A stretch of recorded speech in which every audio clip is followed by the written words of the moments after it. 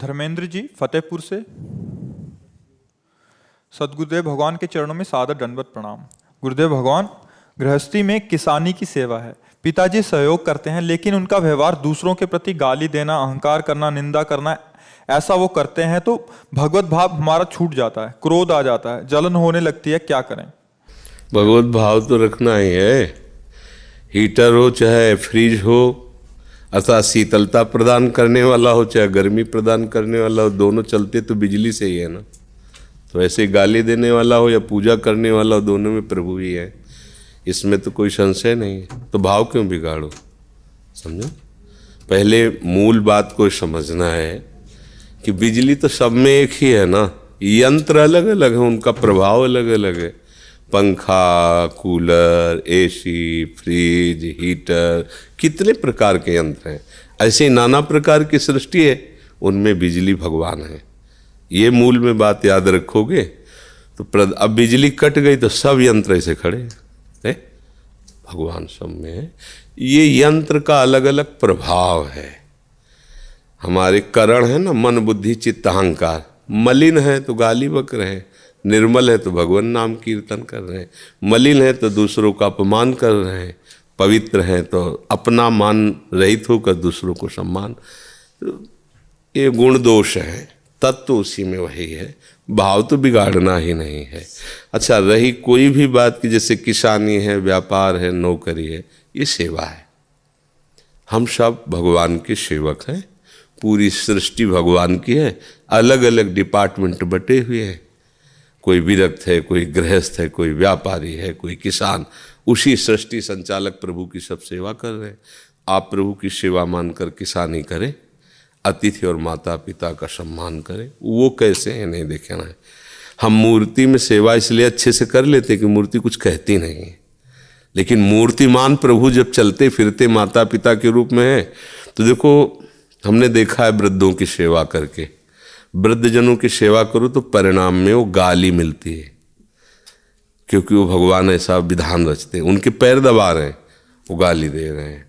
अब आपको गाली सह के चुपचाप सेवा करनी है। अगर उनकी गाली को सुनोगे तो फिर सेवा नहीं कर पाओगे। इसलिए मूर्ति सेवा से बढ़कर है ये मूर्तिमान जगत के चलते फिरते भगवान की।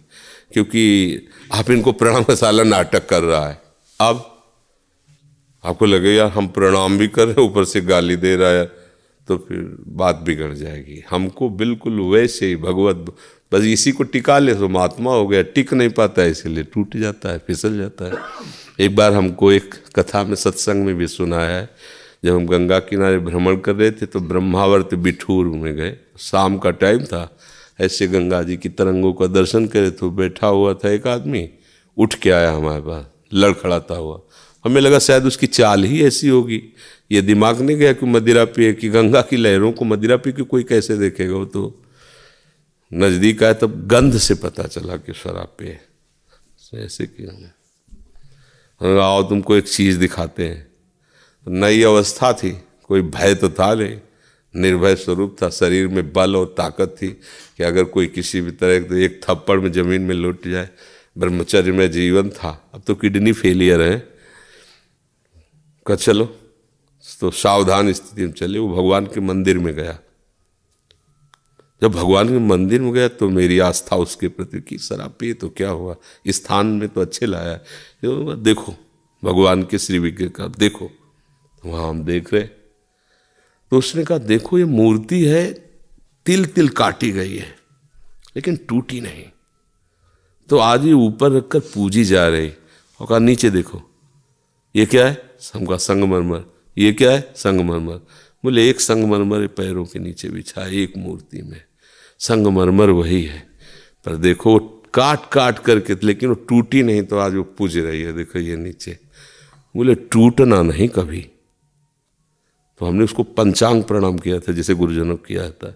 ये लीला तुम्हारी कुछ भी हो भगवान, आप मुझे उपदेश कर रहे हो। प्रणाम किया। हाँ, उन्होंने कहा जीवन में कभी टूटना नहीं, वो बस अंदर से। तो जब हम अपने प्रभु को देखते हैं तो हमारे मंगलमयी बात उनसे मिल जाती है हमको। आचरण कुछ भी। एक बार करदम जी दिल्ली से। करदम जी, गुरुजी कोटि कोटि प्रणाम। गुरुजी, मैं आपके जैसा बनना चाहता हूँ, मुझे इसके लिए क्या करना चाहिए? भगवान का आश्रय और नाम जप करो, राधा राधा राधा। भगवान चाहे तो सब कुछ कर सकते हैं। लोहे की ताकत नहीं कि कभी सोना बन जाए, पर पारस छू जाए तो सेकंड में बन जाए। भगवान कृपा करे तो मूर्ख आदमी को भी, पापी आदमी को भी ब्रह्म ऋषि बना दे, महात्मा बना दे। तो भगवान का आश्रय ले लो और राधा राधा। क्या जपोगे? राधा वल्लभ श्री हरिवंश। हाँ, ये तो तुम और बढ़िया बात बताए, राधा वल्लभ श्री हरिवंश या राधा राधा। ठीक है, इसको एक माला पहनाओ, ये हमारे जैसा बनना चाहता है, इसलिए राधा राधा राधा राधा जपो। हमारे जैसा मतलब बाबा जी बनना चाहते हो? ये दुल्हन नहीं मिलेगी। बताओ, बढ़िया दुल्हन के साथ कार में घूमना अच्छा कि बाबा जी बोलकर बसम रबा के बैठना अच्छा? क्या अच्छा रहेगा? पहले उधर मत देखो, हमारे उत्तर दो प्रश्न का। बताओ, कहते तुम्हारे जैसा बनना चाहते हैं। मैं आपके जैसा इसलिए बनना चाहता हूँ क्योंकि मुझे आपके जैसा बनना। नहीं, हमारे जैसा क्या आप चार लोग बैठे ये देख के बनना चाहते हो या भगवान की प्राप्ति के लिए? किस लिए बाबा जी बनना चाहते हो? इसलिए क्योंकि मैं राधा वल्लभ श्री हरिवंश जपता हूँ। हाँ, और इसका फल क्या चाहते हो?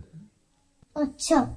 अच्छा में क्या तुम्हें अच्छा मिल जाए तो तुम अच्छी दुल्हन भी तो होती। बढ़िया दुल्हन मिल गई, गरम गरम रोटी हाथ में पकाएगी, घुमाएगी आपको साथ लेके, तो ये ठीक रहेगा?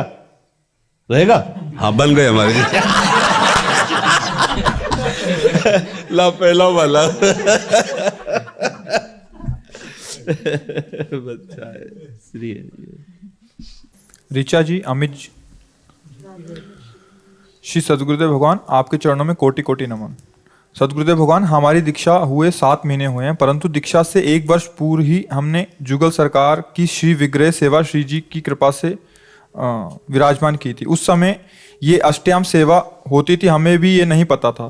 पर अभी अब 2-3 दिन पहले एक एकांतिक में किसी भक्त ने प्रश्न किया तो आपने बताया कि यदि आज्ञा लिए बिना आपने अष्टयाम सेवा प्रारंभ कर दिया तो अपने जुगल सरकार को गुरुदेव भगवान से मिलाना चाहिए, एक बार हाँ, दिखाना चाहिए। अपने आराध्य देव के दर्शन करा देने चाहिए। क्या ये हम स्वयं से लाए थे और विराजमान के? गुरुदेव भगवान, हमने इनको राधा गोविंद बुलाते हैं। हाँ, बिल्कुल ठीक बात है। हाँ, बहुत ही ठीक है, सुंदर विराट, खूब प्यार से सेवा करो। हमारे जी कुंज बिहारी जी आए, ये अच्छा। दंडो दंडो दंडो। जय हो प्रिया प्रीतम की जय हो, स्वामी जी महाराज की।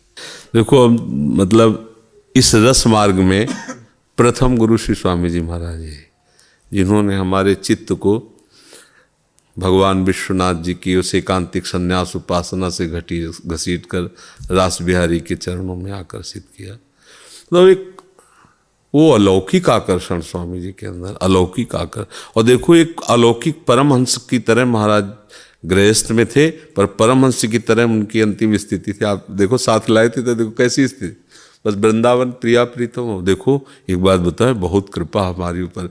जो परमहंसों की वृत्ति होती ना, तो स्वामी जी भले गृहस्थ में थे, जैसे भाई जी महाराज गृहस्थ में थे, पर महान संत, ऐसे स्वामी जी हमारी दृष्टि में सदैव संत ही।